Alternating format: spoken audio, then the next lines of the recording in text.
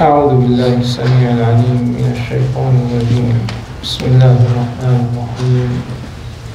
الحمد لله رب العالمين، والصلاة والسلام على سيدنا محمد وعلى آله وصحبه أجمعين.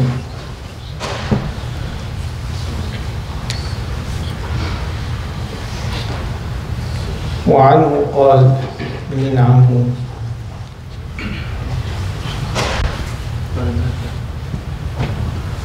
No one remembers ما حدا بيتذكر.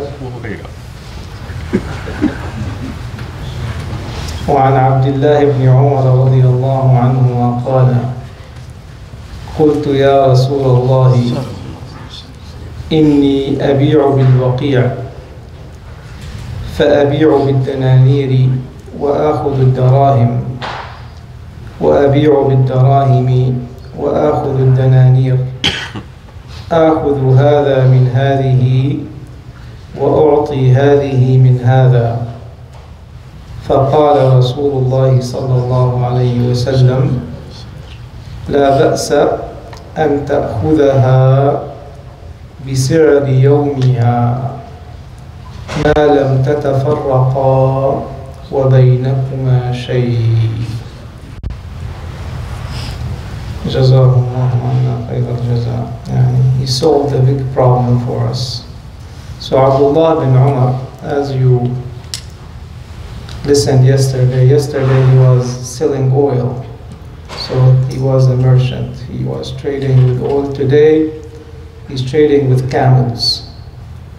So the market of camels was in Baqi', where the Baqi', partially it was a grave and partially it was a market also. So that's where the camel market was. So he told the Prophet ﷺ that I'm trading in Baqi', so I would exchange dinars for dirhams.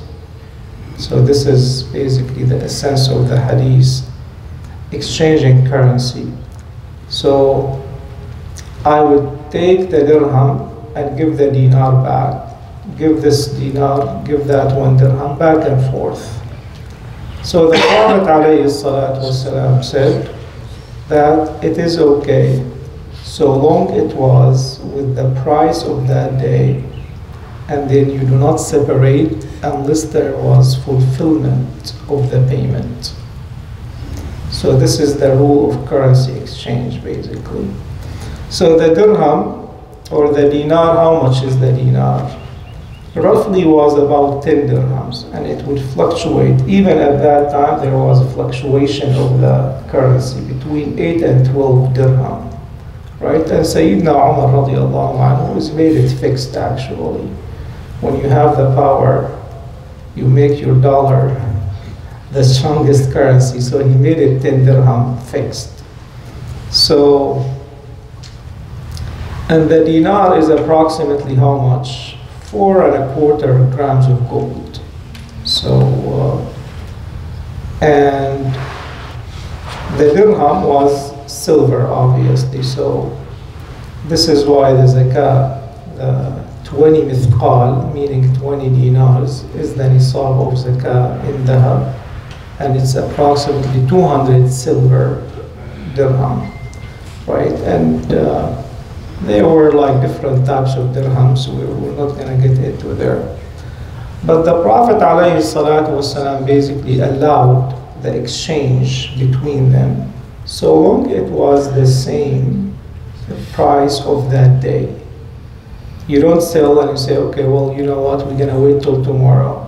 Well, tomorrow you don't know what happens. It might go up, it might go down, and then you're going to have a fight. No, I wanted this price, you wanted this price. Everyone is going to pull towards them, right? So you have to have the price of that day and to have fulfillment, qabd, meaning taqabud, before you separate. This way, everyone's got their rights and no one, wrong the other person, and no one would claim a different price later. And this is, alhamdulillah, what made it easy. For example, you want to exchange a commodity for dollars or different currency, you can do that if it was the same price. You don't say, okay, I'm gonna, for example, you wanna transfer some money, right? To give it in Lebanon, for example. You say, okay, I'm gonna send you $1,000 today. And in Lebanon, you're gonna deliver it in Lebanese currency. What's the dollars? Like 40,000 liras, something like that. Before the question or after the question? Okay. So let's say 40,000 liras. Say, okay, it has to be the fulfillment of that day. If you wait another like 5 days, say, okay, well today, you know, the currency hasn't changed. Well, it is dain, it is a debt in your dhimma for the price that you agreed on the transaction that day. Is that clear? Yeah, because a lot of people say, no. You know, things haven't changed. Things that changed did not change, you know. The Prophet ﷺ said if it had to be the price of that day. And I think the hadith is very clear. It's actually when you do a bank transfer, it even gives you the transfer rate and it tells you it expires in 30 minutes. Right. Actually, I was going to say that, subhanAllah. But now there is a fluctuations from 1 hour to another hour, actually. It's not by the day, it's by the hour. This is how these people make their monies, actually, based on the fluctuation of the currency up and down. وعنه أي عبد الله بن عمر رضي الله عنهما قال نهى رسول الله صلى الله عليه وسلم عن النجش أو النج. يعني they both are correct, الفتحة والسكون. And this is what the Prophet عليه الصلاة والسلام said, ولا تناجشوا. So النجش هو زيادة السعر من غير نية الشراء. So someone, in order to inflate the price, they would go up on the price falsely, make a false offer, and they don't have the intention to sell or to buy.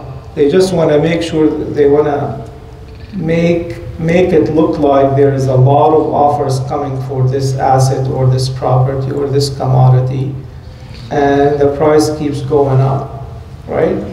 So this way, you would sell for more than what the market value is, or the opposite side. Oh, no, this is not worth it. We're gonna, it's not $100 worth, it's 90. Someone says, no, it's 80, it's less than that. So people would give the false impression to the seller that his price is not fair. So, and this is very common in practice, as you know. So in our countries and in this country, actually. So let's say there is a house on the market, and you would go and sign papers, I'm going to make an offer for like $550. And someone would say, okay, let's do $600. So someone who really wants the property would have to beat the price, right? And would make an offer for higher. And these other offers are false, basically. They're not a true, actual offers. And same thing with the cars, That doesn't apply to the auction, because in the auction, everyone has to be serious, basically. And if their price is accepted, they're committed, otherwise they will be penalized. But it is the increase in the price without having the true intention to buy. So that's najash. وصلى الله على سيدنا محمد وعلى آله والحمد لله رب العالمين.